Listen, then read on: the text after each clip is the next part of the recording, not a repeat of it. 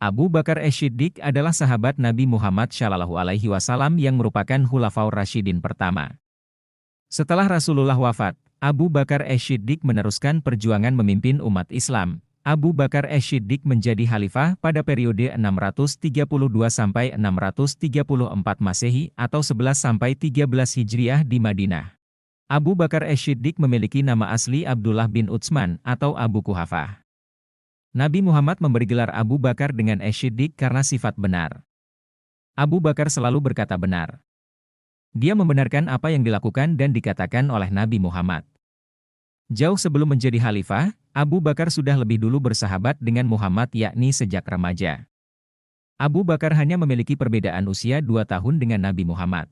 Abu Bakar remaja dikenal memiliki sifat yang sabar, cerdas, lembut, serta jujur. Kedekatan itu membuat Abu Bakar dikenal sebagai sahabat utama Nabi Muhammad SAW. Abu Bakar juga termasuk orang pertama yang masuk Islam atau dikenal dengan As-Sabiqunal Awalun. Sejak saat itu, dia selalu setia berada di sisi Rasulullah. Abu Bakar menemani Rasulullah menyebarkan Islam.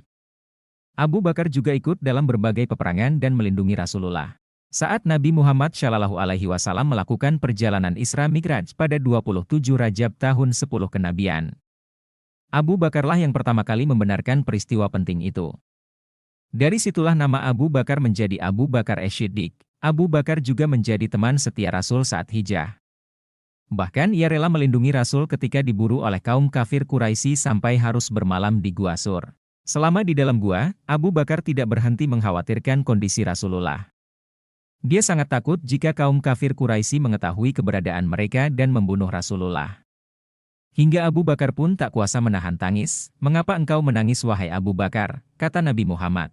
"Aku tidak menangisi diriku, aku sangat takut terjadi apa-apa dengan engkau wahai Rasulullah," ucap Abu Bakar.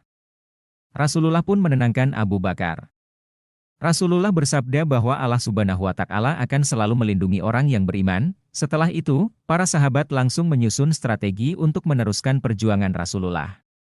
Abu Bakar terpilih sebagai khalifah berdasarkan hasil musyawarah, termasuk dari kaum Ansyar serta Muhajirin.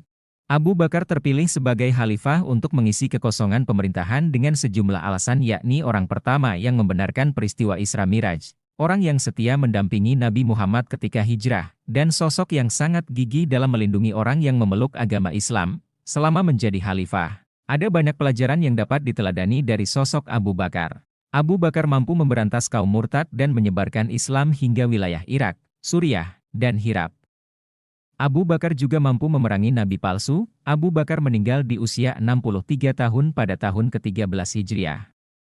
Dia dimakamkan di sebelah makam Nabi Muhammad. Sebelum wafat, Abu Bakar masih memikirkan nasib umat Islam. Dia mewasiatkan kekhalifahannya digantikan oleh Umar bin Khattab. Selain itu, seluruh pendapatan Abu Bakar Ash-Shiddiq yang diperoleh selama menjadi khalifah diberikan ke Baitul Mal. Setelah Abu Bakar Ash-Shiddiq wafat, Umar bin Khattab, Utsman bin Affan, dan Ali bin Abi Thalib melanjutkan kepemimpinan Khulafaur Rasyidin.